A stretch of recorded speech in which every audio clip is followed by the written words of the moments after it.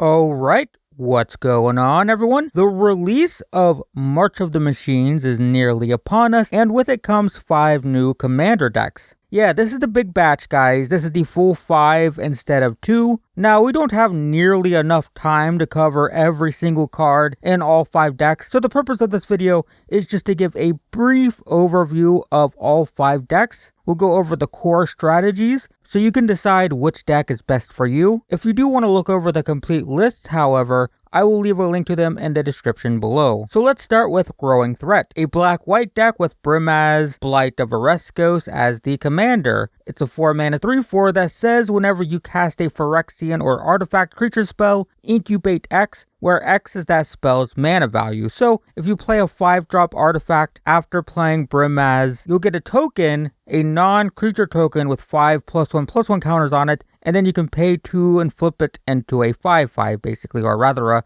0/0 with 5+1/+1 counters. So you're going to be playing artifacts and Phyrexians to pump out an army of Phyrexians. Also note that Brimaz says at the beginning of end step, including your opponents, if a Phyrexian died, you get to proliferate, so you get to add an extra counter to all your incubated Phyrexians. Also note that incubated tokens are Phyrexians, so each one dying will proliferate all the other ones, which is pretty cool. So, with Brimaz as your commander, naturally we get a lot of powerful Phyrexians like Psychosis Crawler, Massacre Worm, Soul of New Phyrexia. These are all just powerful Phyrexians that you're probably acquainted with. And with Brimaz, when you play them, you just get incubator tokens, right? You play a Massacre Worm, you get to incubate 6 and then pay 2 and have another 6/6, right? That's the power of Brimaz, is you're playing these really powerful things, but they're also just bringing a really powerful Phyrexian along with them. But remember that Brimaz triggers off of artifact creatures as well, so there's lots of powerful non-Phyrexian artifact creatures like Noxious Gearhulk, Mirror Battlesphere, Ancient Stone Idol. Once again, these bring incubation tokens with them. Even if these aren't Phyrexians, they bring a Phyrexian along with them, so long as you have your commander. The Stone Idol is particularly powerful. It's kind of a jank card normally, but in this case, if you have the cost reduced, it's still going to put out a huge incubator token. Another important aspect of this deck is recursion. Since we care about Phyrexians dying, so we can proliferate, we have things like Scrap Trawler, Vulpine Harvester,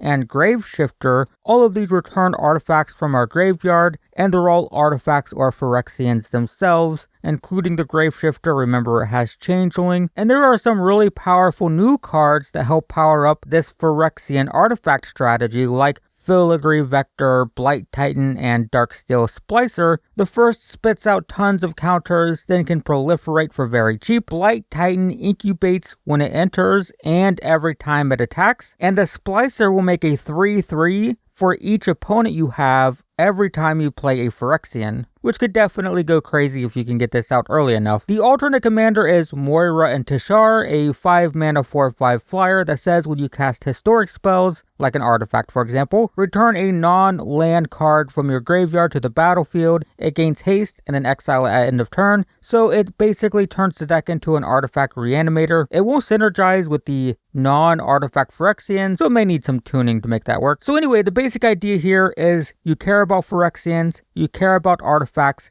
and playing them will allow you to incubate an army to swarm the opponent with. If that sounds fun to you, check out Growing Threat. Next up is Call for Backup with Bright Palm, Soul Awakener as the commander. It's a 4-mana 4/3 with backup 1, which means when it enters, you first put a +1/+1 counter on a creature, and if you put it on another creature, it will gain the rest of the abilities below the backup ability until end of turn. So for example, let's just say you have a Fertilid in play. If you cast Bright Palm, you can give it another +1/+1 counter, and then it will add the rest of the text, which says when this creature attacks, double the number of counters on it, and also it's difficult to block and whatnot, but you could make it a 3/3, then attack and make it a 6/6, right? The idea behind backup is not only are you distributing +1/+1 counters, but for a turn, you're also copying the creature's abilities. So this backup mechanic continues with things like Guardian Scale Lord, Mirror Style Master, and Emergent Woodworm. These are all new cards, because of course backup is new. Something to note is that backed up creatures will gain all abilities below the backup ability. So with the Scale Lord, the backed up creature will get flying in addition to the reanimation ability. And then the Mirror Style Master doubles whatever it backs up, as well as any other modified creature, and well, we're a +1/+1 counter deck. And the Woodworm will find stuff off the top of the library, and also has backup 3, so it puts 3 +1/+1 counters. And another fun aspect of backup is it stacks. So you can see that with Conclave Sledge Captain, it has backup 1 3 times. So not only can you target 3 creatures and give them all a counter, give them all trample, and give them all the ability to get counters after combat, but you could also back up the same creature 3 times, give it 3 +1/+1 counters, and then give that ability 3 times. So if it hits something, it's going to get triple the counters, right? So backing up all of these backup creatures are a lot of traditional Naya counter cards. Lots of stuff like Mikaeus, Managorger Hydra,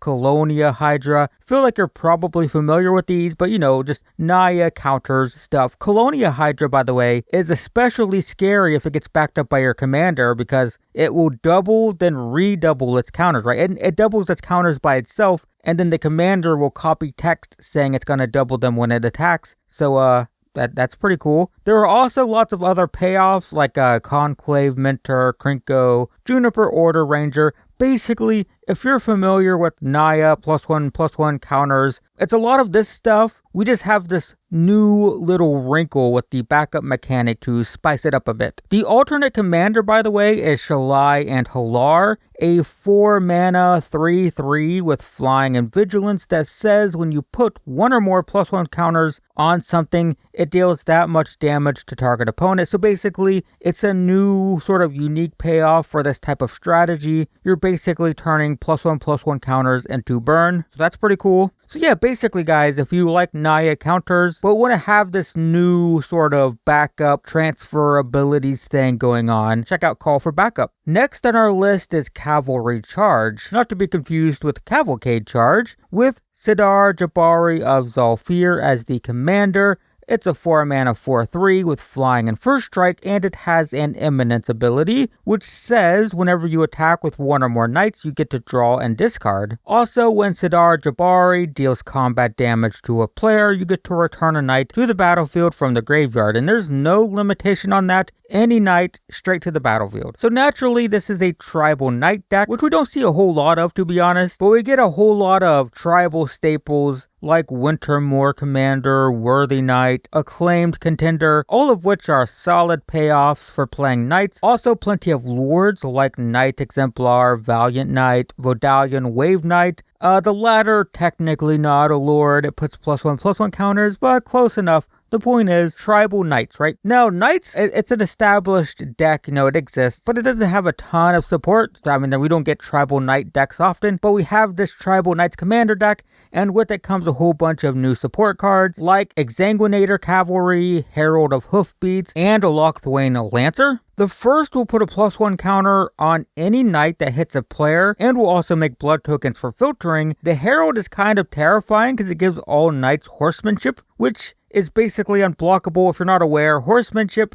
is flying. Basically, only creatures with horsemanship can block other creatures with horsemanship. So 99.9% of the time, it basically means unblockable. And the Lancer will make everyone lose a life, and you draw a card whenever a knight dies. So you constantly replenish your forces as they fall in combat, which is a common theme actually. There's a lot of this. You get like Liliana's Standard Bearer, Midnight Reaper, Vanquisher's Banner. All of these are pretty good at ensuring that you just don't run out of steam. The alternate commander in this one is Alenda and Azor, a 6 mana 6/6 with flying and ward 2 that says when it attacks, you can pay a bunch of mana to draw cards. It's a 3 and X, so if you have 6 to cast this, then you can pay 6, draw 3 basically, at a minimum. And then at end of turn, you can pay 4 life to make a number of 1/1s equal to the number of cards you've drawn. So basically, this allows you to dump all your mana into it to draw cards, and then you get to make an army anyway because you're going to pay life to make 1/1s for free, for no mana,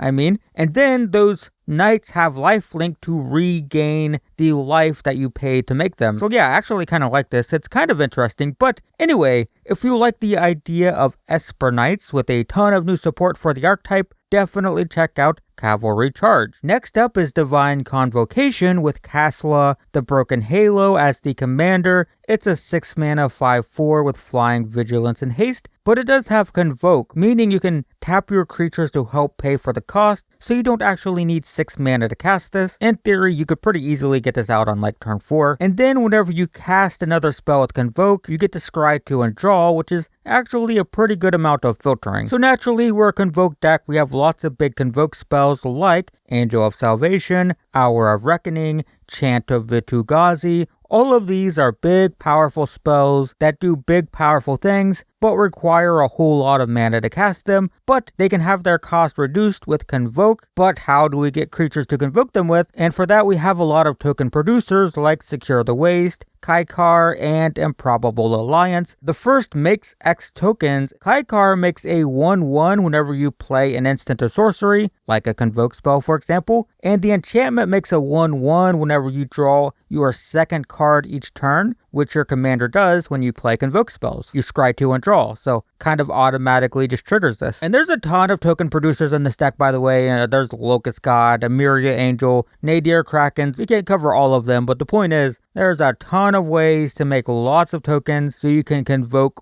big, stupid spells. Lots of this sort of stuff. The deck also has a lot of creatures that like being tapped for convoking purposes, like Goblin Medics, Mist Meadow Vanisher, and Fallow Sage. The first will deal a damage. The Vanisher blinks a creature. It's also a new creature printed in this deck. And the Fallow Sage draws. And you get all of these effects for free every time you tap them to play a convoke spell. You also get new support cards for this archetype like Wildfire Awakener, Flock Chaser Phantom, and Nesting Dovehawk. All of these are new and kind of scary, to be honest. The Awakener has Convoke, makes X tokens, and then when those tokens become tapped, they deal damage. So this is doing everything we want to do. We can tap all of our creatures to convoke the Awakener. It will then make X tokens that we can convoke with, and those tokens have an ability when they become tapped when we use them to convoke other things. The Phantom also has Convoke, and it will grant Convoke to the next spell we cast after an attack. So naturally we have some cards that don't have Convoke, and this will give them Convoke. And the Dovehawk populates every turn, which basically means it copies a token we have, and then whenever a token enters, it gets a +1/+1 counter. And note that it doesn't say whenever one or more tokens enter, it just says whenever a token enters. So if we make 5 tokens, it gets 5 counters. So this becomes a very powerful threat in a token convoke deck, of course. The alternate commander in this one is Saint Traft and Rem Carolus, a 3 mana 3/4 that says when it becomes tapped, make a 1/1. If it becomes tapped again in the same turn, it makes a 1/1 with flying, and if it becomes tapped a third time in a turn, it makes a 4/4 flyer. That might sound weird, but it also untaps every time you cast something with Convoke. So if you convoke multiple times in a turn, it just makes more and more tokens that you can use to convoke with. So that's interesting. And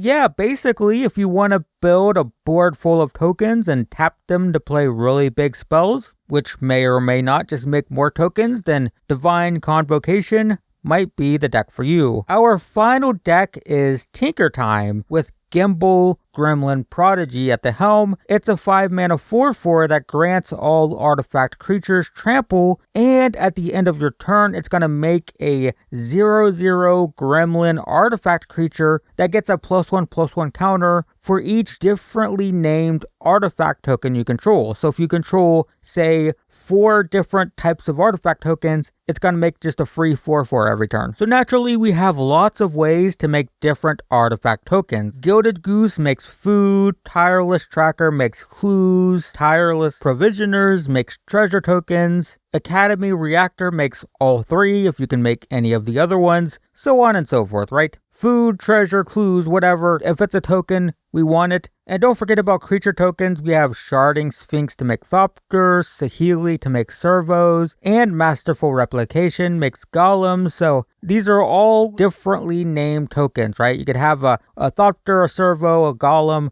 with treasure, food, and a clue, and now you're making just a free 6/6 every turn. But there's also tons of ways to make uniquely named tokens, like with Feldon, Schema Thief, and Saheeli's Artistry. Feldon creates a token copy of an artifact from your graveyard, and though you do have to sacrifice it at end of turn, it'll still be around long enough to get an extra counter on your gremlin. The Thief makes token copies of your opponent's artifacts, which will have unique names. Also, this is a new card, so that's cool. And the Artistry makes token copies of artifacts or token copies of creatures that become artifacts, either of which will have unique names. There's also plenty of general artifact payoffs because we are an artifact deck, so you get like Master of Ethereum, Shimmer Dragon, Junk Winder. You might be familiar with these. These are popular, powerful cards, but they fit into this artifact theme. The dragon in particular is very nice for tapping treasures and clues and whatnot to draw cards. As for new cards that help with this weird strategy, we have Pain Distributor, Sandstep War Rider, Hedron Detonator. So the Pain Distributor will give everyone a free treasure token whenever they cast the first spell each turn. That's going to be for every player, but for your opponents, it's going to deal a damage to them if they use it. In fact, it's going to deal a damage to them if any artifact goes into their graveyard. So you don't get punished for the treasures, but everyone else does. The War Riders let you bolster X every turn, where X is the number of differently named artifacts you control. So just another payoff for having all these different artifacts. And Hedron Detonator will let you dish out damage as you're making piles of treasure and thopters or whatever, and then it will let you sacrifice them for card advantage. The alternate commander for this one is Rashmi and Ragavan. It's a 4-mana 2/4 that says when you cast your first spell each turn, exile the top card of an opponent's library and make a treasure token. Then, if the exiled card has mana value less than your artifact count, you get to cast it for free. But if not, you still get to cast it, you just have to pay the mana cost. So basically, you get cards off the top of your opponent's libraries, and depending on how many artifacts you have, they might be free. So if you want to play an artifact deck that has just a very different style of play, this definitely reminds me of the Brokers deck from Streets of New Capenna, where you were trying to get a bunch of different types of counters. In this case, you're trying to get a bunch of different types of artifact tokens, and if you can do that, you get to pump out an army of gremlins with the commander. So that sounds fun to you, check out Tinker Time. And those are the 5 decks for March of the Machines. Link in the description to the complete deck list, as well as sponsored Amazon affiliate links if you wish to support the channel, though as always I actively discourage you from using those if you have a local game store. Be sure to let me know which deck you're most excited for, but in the meantime, thanks for watching, I hope this was useful, and I will see you in the next one.